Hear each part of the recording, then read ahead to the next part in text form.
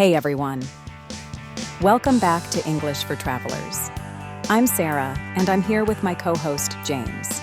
We just returned from the most incredible week in Berlin, Germany. And honestly, I'm still processing everything we experienced there. Yeah, and by processing, she means she's been talking nonstop about German efficiency and how we should all learn to wait at pedestrian lights properly. James, you're already being sarcastic, and we haven't even started. But seriously, listeners, Berlin completely exceeded our expectations. The history, the culture, the food, everything was it was overwhelming in the best possible way. It was pretty amazing, I'll give you that. Though I think Sarah had an emotional moment at every historical site we visited. Well, how could you not? I mean, when you're standing at Brandenburg Gate, knowing everything that happened there. It's just so powerful. Should we start there, James? Sure. So Brandenburg Gate is this massive 18th century neoclassical monument right at Pariser Platz. It's basically the symbol of German reunification, and yeah, it's impressive when you first see it. Impressive is an understatement. I literally got chills walking through those columns. But James, tell them about our photo situation. Oh man, okay. So we arrived there around noon, which was apparently when every tour group in Europe had the same idea. There were like 40 different languages being spoken at once, street performers everywhere doing their thing. There was this amazing saxophone player and someone dressed as Einstein and those human statue performers. Right, which is great for atmosphere, don't get me wrong, but if you want that perfect Instagram shot with just you and the gate, good luck with that. We must have taken 30 photos trying to get one without someone's elbow or a tour guide's flag in the frame. But you know what? In the end, I'm glad it was so busy. It felt alive, like the gate is still part of people's daily lives, not just a museum piece. There were locals cutting through on bikes, tourists from everywhere, families. Yeah, that's true, and once we gave up on the perfect photo and just soaked it in, it was pretty incredible. Pro tip for listeners, though, if you want photos, try early morning or late evening. Exactly. Now, from Brandenburg Gate, we walked to the East Side Gallery, and James, that was completely different, wasn't it? Totally different vibe. So the East Side Gallery is this 1.3 kilometer section of the Berlin Wall that's been preserved and covered with these incredible murals by international artists. And it's free access, which is amazing. But we went on a Saturday, so half of Europe was there. Again, I'm starting to see a pattern with us and crowds. But even with the crowds, it was so moving. Each mural tells a different story about freedom, hope, unity.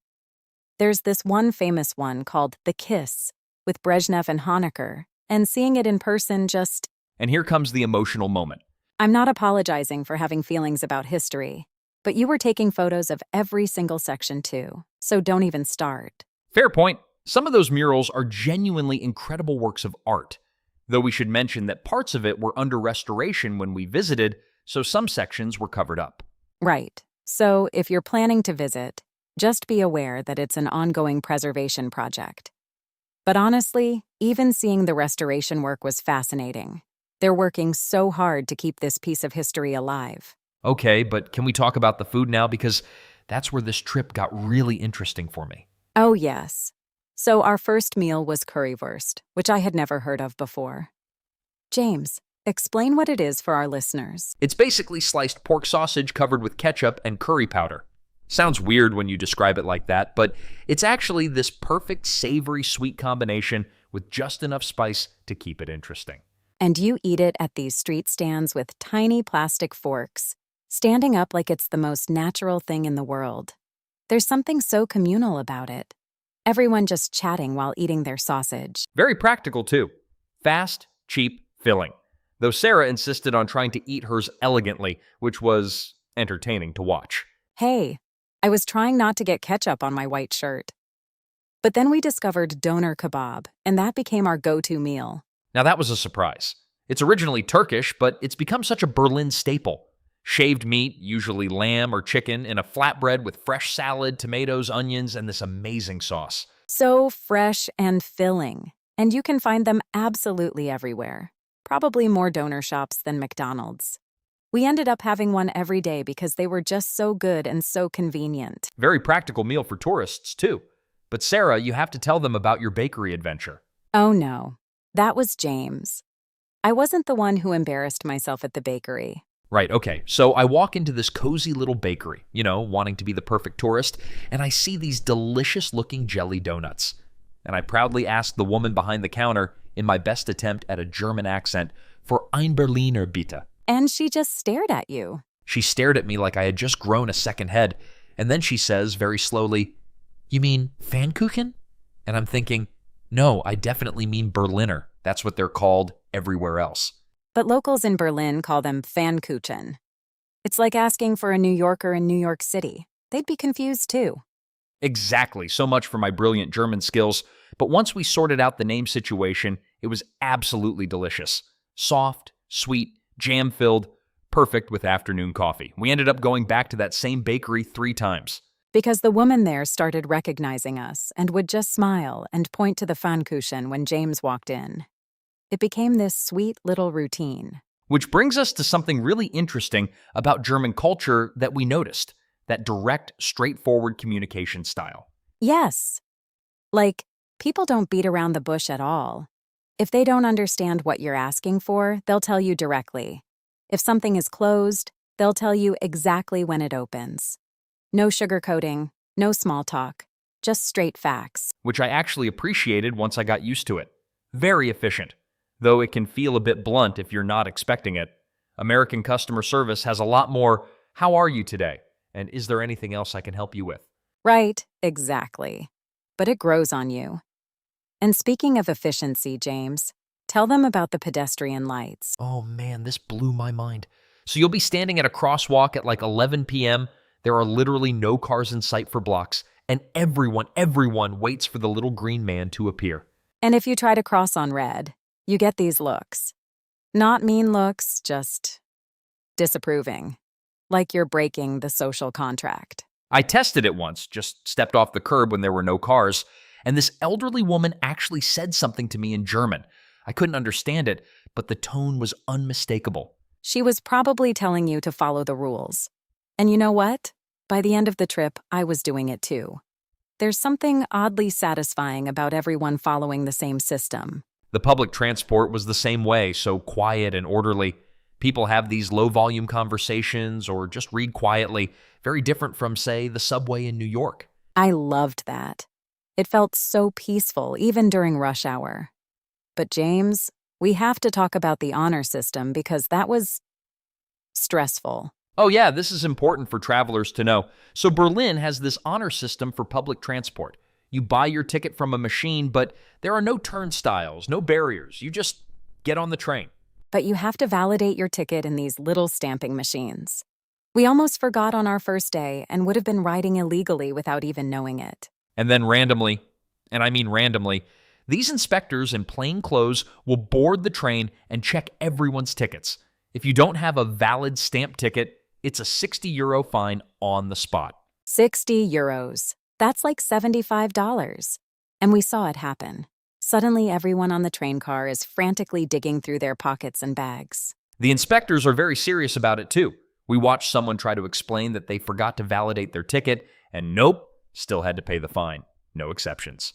Which actually makes the system work. Most people follow the rules because the consequences are real. But for travelers, our tip is definitely get those day passes. Right, the 24-hour or 48-hour ABC transit tickets. They cover all the zones you'll need as a tourist, and they're much more cost-effective than buying individual tickets for every trip. And you still have to validate them. But just once, when you first use them.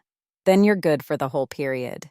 Just keep that ticket with you at all times. Speaking of practical tips, and this is important for food, carry both your debit card and cash. Most places accepted cards, but smaller cafes and some street food vendors prefer cash, especially Euro coins. And when they do take cards, they often prefer debit over credit. We learned this at that cute little cafe near Museum Island. They looked at James's credit card like it was some ancient artifact. Hey, it's not that old, but yeah, debit cards are definitely more common there. Also, book the Reichstag Dome online way in advance. We tried to get tickets when we arrived, and they were booked solid for the next 2 weeks. That was disappointing. But we did get to see it from the outside, and it's still impressive. For museums, definitely go early, like right when they open. We made that mistake at the Pergamon Museum and waited in line for an hour. Yeah, and about punctuality. Germans take it seriously.